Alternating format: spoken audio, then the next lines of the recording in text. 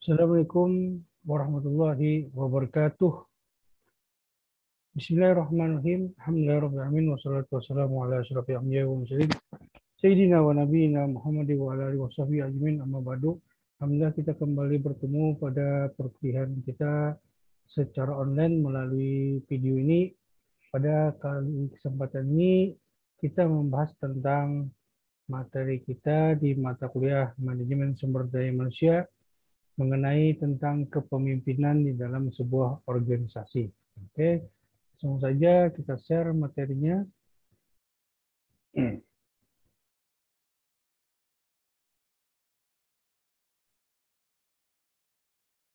Kepemimpinan dalam manajemen sumber daya manusia. Kemarin kita sudah membahas tentang manajemen konflik lah.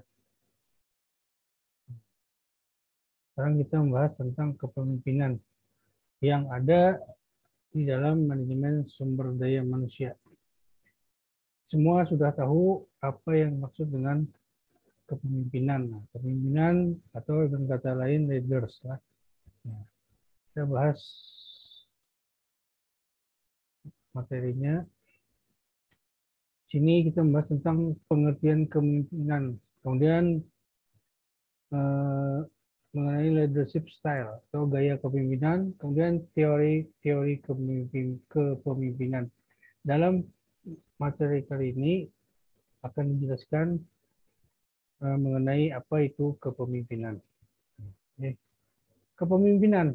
Kita ketahui kepemimpinan itu adalah suatu kemampuan seseorang dalam mengarahkan, mempengaruhi, mendorong, dan mengendalikan orang lain atau bawahan untuk bisa melakukan sesuatu pekerjaan atas kesadarannya dan sukarela dalam mencapai suatu tujuan tertentu. Nah, kepemimpinan. Jadi kepemimpinan itu adalah kemampuan seseorang dalam mengarahkan atau mempengaruhi, mendorong, dan mengendalikan orang lain atau bawahan untuk bisa melakukan sesuatu pekerjaan atas kesadarannya dan sukarela dalam mencapai suatu tujuan tertentu. Nah, jadi kepemimpinan itulah suatu kemampuan dalam mempengaruhi seseorang atau mengarahkan seseorang. Jadi, sedangkan orangnya itu dinamakan pemimpin. Pemimpin itu orang yang mengarahkan. Sedangkan kemampuan itu dinamakan kepemimpinan. Jadi, kepemimpinan itu merupakan sebuah proses kemampuan yang dimiliki seseorang dalam mempengaruhi orang lain. Nah, itulah kepemimpinan. Sedangkan orangnya dinamakan pemimpin. Kemudian gaya kepemimpinan. Nah, tadi kan kepemimpinan itu adalah kemampuan seseorang.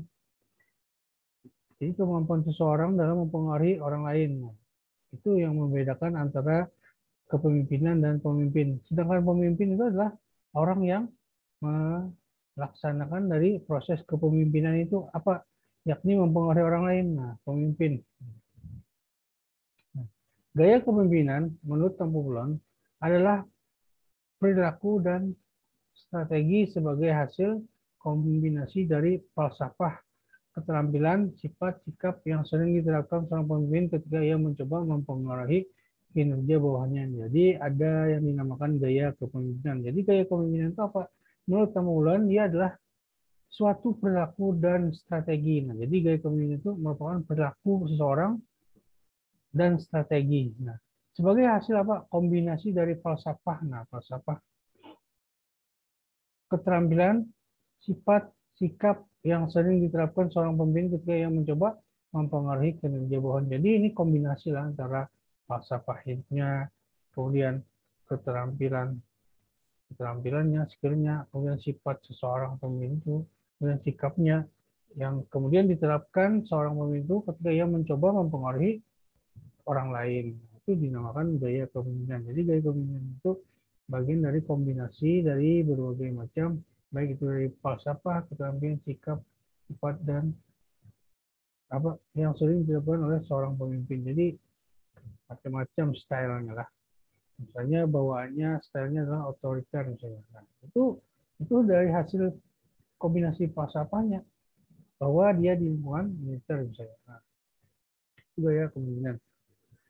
Jadi di sini ada 5 gaya kepemimpinan yang akan dijelaskan. Pertama, gaya pemimpin autokratik. Nah, apa itu autokratik? Autokratik yaitu Gaya kepemimpinan yang menganggap organisasi sebagai milik pribadi. Nah, biasanya di kalangan kebanyakan itu apa? Otoriter, militer atau kekuasaan yang bersifat absolut. Nah, kemudian gaya kepemimpinan otoriter ini mengidentikan tujuan pribadi dengan tujuan organisasi. Jadi, identiknya itu adalah dia berdasarkan tujuan pribadi. Nah, ini tujuan organisasi itu berdasarkan tujuan pribadinya.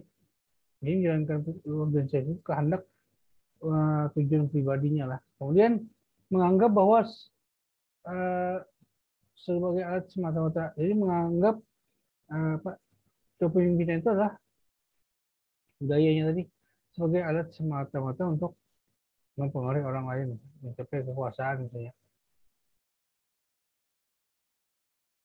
Jadi gaya kepemimpinan otoriter itu, nah itu sebagai alat semata-mata untuk melaksanakan tujuannya. Kemudian tidak mau menerima kritik, saran dan pendapat. Nah biasanya otoriter itu keras, kadang mau menerima kritik, saran dan pendapat orang lain. Dalam tindakannya sering mengandung unsur paksaan dan bersifat menghukum. Nah, jadi kebiasaan misalnya yang pemerintah yang bersifat otoriter, kayak seperti kerajaan, atau yang bersifat absolut, monarki itu biasanya lah kekuasaan yang turun-temurun. Nah, biasanya itu kebanyakan otoriter. Nah, itu gaya pemimpin otokratik. Nah, kemudian gaya pemimpin militeristik. Nah, ini tadi kan ya kekuasaan yang bersifat absolut, sistem kerajaan biasanya lah. Kemudian dalam sistem atau dalam gaya pemimpin militeristik itu biasanya dalam menggerakkan bawahnya sistem pemerintah yang sering digunakan. Nah, jadi biasanya digunakan sistem militer itulah komando lah dari atas ke bawah. Nah, kemudian dalam menggerakkan bawahnya senang bergantung pada pangkat dan jabatannya. Nah, jadi sistem komando ini kan berdasarkan struktur organisasi dari atas ke bawah. Nah, jadi dia menggerakkan bawahnya berdasarkan pangkat dan jabatan. Misalnya jenderal, nah panglima ABRI atau panglima TNI menggerakkan 3 matra, biasanya kan angkatan laut, udara, dan darat. Misalnya. Senang kepada formalitas yang berlebih-lebihan. Jadi apa kebanyakan dalam apa sisi militer itu kan biasanya karena baju itulah. Nah, jadi formalitas yang disampaikan lalu terkadang berlebihan gayanya lah. Karena apa? Merasa apa, tinggi pangkat biasanya. Kemudian menuntut disiplin yang tinggi dan kaku dari bawahannya. Jadi misalnya militer itu tahu jelas biasanya harus disiplin. Nah, jadi kan ada sih apa istilahnya di militer itu ragu-ragu lebih baik kembali kalau hendak apa ada jadi masuk dalam militer itu kan karena disiplinnya itu tingkat tinggi lah tingkat bawah istilahnya keras fisik latihannya. Karena apa? Karena dia merupakan ujung tombak pertahanan negara. Kemudian gaya selanjutnya adalah gaya pemimpin paternalistik. Nah, kebapaan biasanya. Dia bersikap terlalu melindungi. Nah, gaya paternalistik itu gaya pemimpin yang bersifat seperti kebapaan lah. Nah, jadi bersifat terlalu melindungi kepada anak buahnya. Jarang memberikan kesempatan kepada bawahannya untuk mengambil keputusan. Nah, biasanya kan kebapaan itu kan dia lebih kepada apa egosentris. Nah, jadi jarang memberi kesempatan kepada bawahan. Nah, paternalis itu. Kemudian jarang memberikan kesempatan kepada bawahan untuk mengambil inisiatif. Nah, itu juga dalam mengambil keputusan jarang juga diberikan kesempatan. Kemudian dalam mengambil inisiatif jarang juga diberikan kepada anak buah.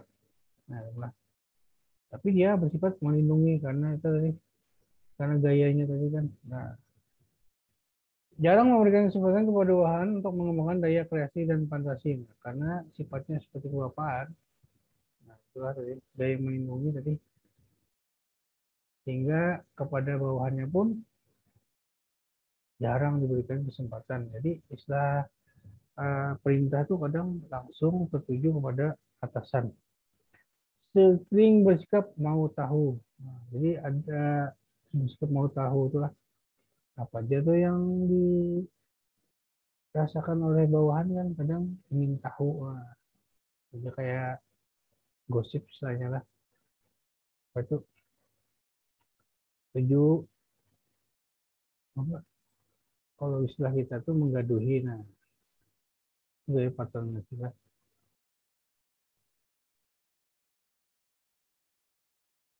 Kemudian gaya demokratis itu ya Pak. Satu,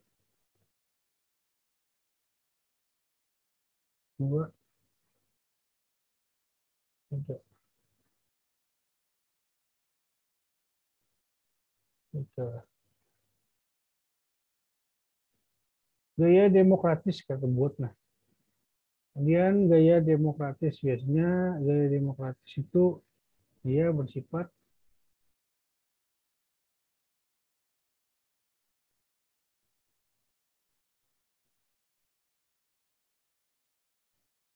kemudian yang keempat adalah gaya pemimpin demokratik. Nah, biasanya pemimpin yang demokratik ini senang menerima saran, pendapat, dan bahkan kritikan dari bawahan. Selalu berusaha mengutamakan kerjasama teamwork dalam usaha mencapai tujuan.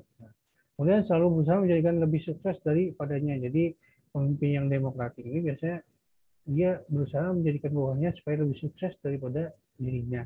Kemudian selalu berusaha mengembangkan kapasitas diri pribadinya sebagai pemimpin. Nah, itu biasanya gaya pemimpin demokratik lah. Tipe pemimpin ini biasanya karismatik lah. Nah, jadi tipe pemimpin demokratis ini biasanya harus bersifat karismatik. Harus diakui bahwa untuk keadaan tentang seorang pemimpin yang demikian itu sangatlah diperlukan. Jadi yang disebut demokratis tadi, yang memiliki wibawa dan karismatik itu sangat diperlukan dalam memimpin uh, bawahannya lah, supaya Pak, supaya disenangi, disegani dan apa dituruti segala bentuk perintahnya. Akan tetapi sifatnya yang negatif mengalahkan sifatnya yang positif. Nah, apa yang negatif biasanya? Apa terlalu apa tadi? Terlalu demokratis kayak banyak apa senang memberi saran, menerima saran biasanya kan. Sehingga bisa sifat yang negatif apa terlalu baik dan sebagainya itu bisa mengalahkan sifatnya yang positif tadi lah. Kemudian gaya terakhir adalah gaya laissez faire. Nah, gaya kepemimpinan yang terakhir adalah laissez faire itu bahasa Prancis itu agak susah. Itu adalah pemimpin akan meminta timnya untuk membantu memimpin organisasi. Jadi pemimpin akan meminta timnya untuk membantu memimpin organisasi. Dalam perusahaan misalnya, dengan gaya kepemimpinan laissez-faire ini, struktur manajemen cenderung datar, yang berarti tidak memiliki hierarki. Nah, datar lah, kerja hierarki susunan atas ke bawah lah. Dengan kepemimpinan laissez-faire ini, anggota tim mungkin bertanya-tanya, siapa pembuat keputusan akhir atau dapat mengeluh tentang kurangnya kepemimpinan yang dapat diterjemahkan menjadi kurangnya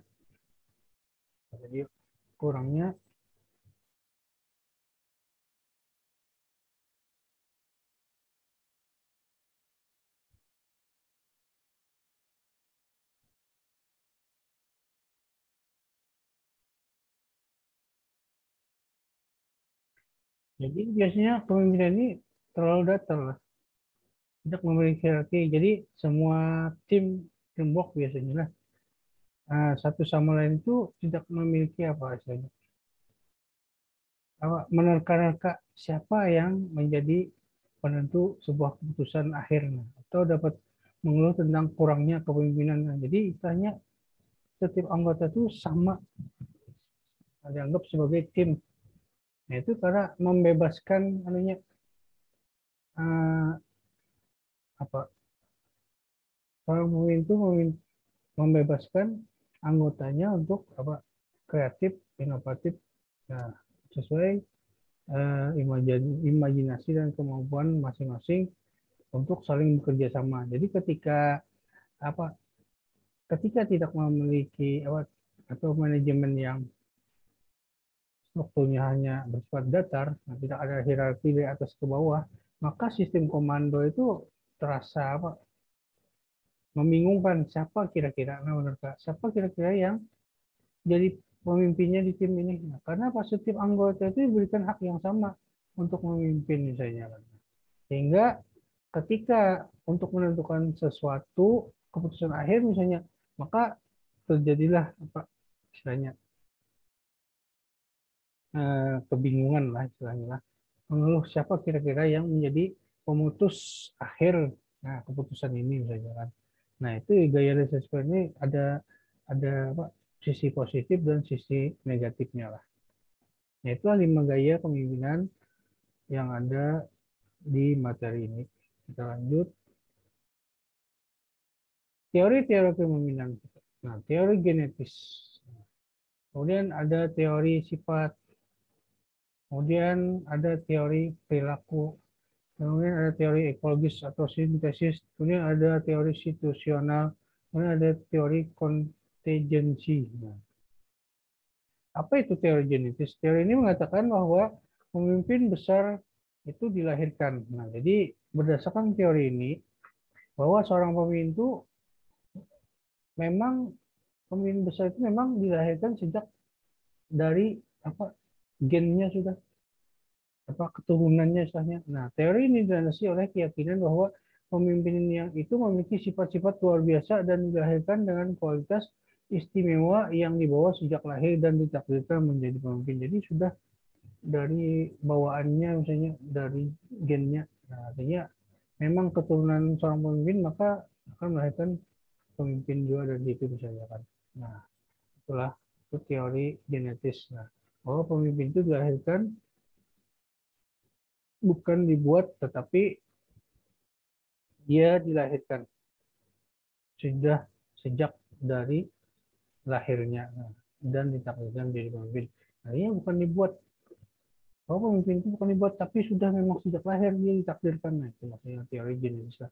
Kemudian teori sifat. Teori ini mengasumsikan bahwa manusia yang mewarisi sifat-sifat tertentu dan sifat-sifat yang membuat mereka lebih cocok untuk menjalankan fungsi kepemimpinannya. Jadi teori ini berasumsi bahwa manusia yang mewarisi sifat-sifat tertentu, misalnya sifat atau jiwa kepemimpinan, dan cocok pada sebuah apa saya jadikan pemimpin, maka dia akan dapat menjalankan fungsinya menjadi seorang pemimpin yang menjalankan fungsi kepemimpinan itu. Nah, jadi teori sifatnya apa? Bahwa seseorang itu memang memiliki sifat kepemimpinan, bahwa di dalam dirinya ada sudah sifat jiwa pemimpin. Nah, maka ketika dia jadi pemimpin, maka itu cocok untuk menjalankan fungsi dari kepemimpinan itu sendiri. Nah, teori sifat lah. Kemudian teori perilaku atau behavioral theory of leadership. Ini disebut juga teori sosial dan merupakan sanggahan terhadap teori genetis tadi.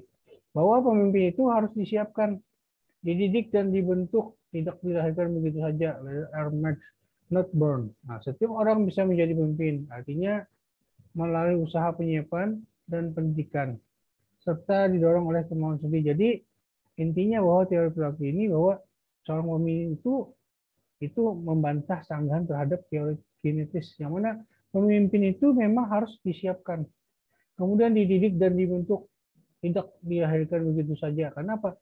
Misalnya memang dilahirkan dari keluarga pemimpin misalnya. Akan tetapi ketika dia tidak dididik dan dibentuk karakteristiknya, maka kemungkinan akan menjadi pemimpin yang lemah atau bisa juga otoriter. Nah, karena pemimpin sejati itu berdasarkan perilakunya, misalnya dia harus memang melalui usaha penyiapan dan pendidikan, serta didorong oleh kemauan diri sendiri untuk menjadi seorang pemimpinnya. Atas kemauannya, jika dia tidak berkehendak, maka tidak akan mungkin menjadi seorang pemimpin. Itu teori perilaku. Teori ini menyatakan bahwa teori ekologis atau sintetis. Teori ini menyatakan bahwa seseorang akan sukses menjadi pemimpin bila sejak lahir dia telah dimiliki bakat-bakat kepemimpinan yang kemudian dikembangkan melalui pengalaman dan usaha pendidikan juga sesuai dengan tuntutan lingkungan. Nah, jadi ini adalah teori yang berlandaskan kepada kombinasi antara teori genetis dan teori perilaku tadi. Nah, bahwa seseorang yang sudah dilahirkan sejak bayi misalnya, yang telah memiliki bakat-bakat istimewa di dalam dirinya, yang bakat pemimpin misalnya. Maka ketika dia menjelang dewasa atau menjelang kehidupan hingga terus berkembang menjadi manusia yang berkarakter misalnya. Nah, berdasarkan pengalamannya dan usahanya untuk menjadi seorang pendidik, maka tentu akan lebih ideal dan cocok sesuai dengan tuntutan lingkungannya menjadi seorang pemimpin karena sudah ada bakat alamiah, kemudian wibawanya sifatnya, karakteristik wibawanya ada sudah, kemudian dia lanjutkan dengan pendidikan dan pelatihan menjadi seorang leader, maka itu akan menjadi pemimpin yang ideal misalnya kan. Istilahnya itu malah lebih bagus lagi kan, karena sudah ada bawaan dari sejak lahir, kemudian dilatih untuk menjadi pemimpin. Nah, itu tentu akan lebih baik secara profesional misalnya kan. Itu yang teori ekologis bahwa pemimpin yang dilahirkan sejak lahir kemudian dilatih, nah itu tentu akan memiliki keistimewaan yang lebih lah. Kemudian teori situasional tadi, teori ini menunjukkan bahwa pemimpin memilih tindakan terbaik berdasarkan variabel situasional. Nah, jadi ada teori situasional. Jadi tindakan pemimpin itu dia memilih berdasarkan variabel situasional, berdasarkan situasi tertentu pada saat itu misalnya, atau pada saat yang akan datang. Jadi keputusannya dipengaruhi oleh situasi. Jadi keefektifan kepemimpinan ini tidak tergantung pada gaya tertentu pada suatu situasi. Jadi misalnya gaya militer, gaya demokrasi ada. Akan tetapi dia gaya kepemimpinannya berdasarkan situasi, tergantung pada situasinya. Nah,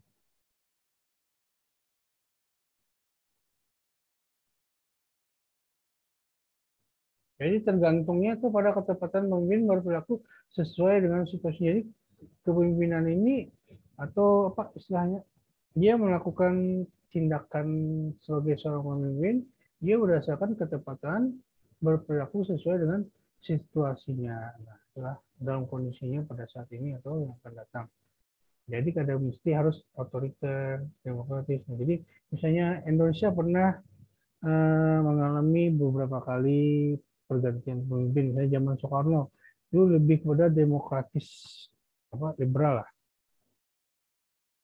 Banyak partai ya, nah dari pemimpinannya karena memang tokoh-tokoh tokoh-tokoh pada masa itu memang memiliki lagi membangun Indonesia. Jadi tidak mungkin diterapkan sistem situasinya itu kan. Kemudian gaya pemimpinan Soeharto misalnya itu militernya otoriter lah. Kenapa? Karena untuk mengkondisikan situasi negara kita pada saat itu yang bergejolak akibat pemberontakan PKI, maka diperlukanlah sistem militer gaya kepemimpinan otoriter atau militeristik. Nah, supaya kedamaian dan ketentraman di masyarakat itu menyebabkan negara itu stabil dan dinamis lah. Ini perlu, jadi tergantung. Kemudian pada masa ini kan demokratisnya luar biasa lah. Sistem pemilu kita memilih presiden dengan langsung dipilih oleh rakyat. Nah, situasinya sudah berbeda. Nah, itu yang dinamakan teori situasional lah. Jadi pemilih MPR ada on the right time and fulfill the need and expectation of the follower. Itulah situasinya. Menurut teori ini, teori kontingensi. Jadi menurut teori ini tidak ada gaya kepemimpinan terbaik dalam segala situasi. Jadi menurut teori kontingensi ini tidak ada gaya kepemimpinan terbaik dalam segala situasi. Jadi dalam segala situasi itu terkadang menurut kita baik belum tentu baik menurut orang lainnya. Jadi keefektifan kepemimpinan itu ditentukan paling tidak oleh 3 variabel, yaitu gaya kepemimpinan yang tadilah gaya ini, kemudian keadaan pengikutnya mayoritas atau minoritas, kemudian serta situasi di mana kepemimpinan itu diterapkan. Misalnya di Indonesia, maka gaya kepemimpinannya adalah demokratis. Kenapa? Kita menganut sistem asas Pancasila ya. Kalau di kerajaan Arab Saudi, nah beda sistem kerajaan. Beda kok. Nah, kemudian di Malaysia federal. Ya kok. Singapura beda lagi kan. Inggris kerajaan. Nah, itu makanya berdasarkan teori contingency. Kemudian, nah, mungkin materi kepemimpinan yang sudah dijelaskan tadi, semoga apa yang disampaikan tadi bermanfaat bagi kita semua. Mohon maaf jika ada banyak sekali kekurangan, baik dari segi materi, dari segi penjelasan, dan sebagainya. Mohon maaf sekali lagi, dan mudah-mudahan apa yang disampaikan tadi bermanfaat untuk kita semua dan menjadi berkah di kehidupan, jadi berkah ilmu kita di kehidupan yang akan datang, di perjalanan yang akan datang untuk kita semuanya lah. Jadi ini teori tentang kepemimpinan di dalam materi manajemen sumber daya manusia. Nah, mudah-mudahan apa yang tadi kita pelajari ini bermanfaat bagi kita semua dan menjadi pahala dalam menuntut ilmu kita. Nah, saya akhiri dengan mengucapkan mohon maaf, minta halal, minta ridho. Wabillahi taufiq wal hidayah. Wassalamualaikum warahmatullahi wabarakatuh. Jangan lupa untuk mengisi kehadirannya di video materi di bawah ini. Oke, dan jangan lupa pula tugas UAS-nya lah dikerjakan sampai akhir bulan Juni, kumpul nanti semuanya lah. Oke, terima kasih. Sampai jumpa di lain kesempatan. Assalamualaikum warahmatullahi wabarakatuh.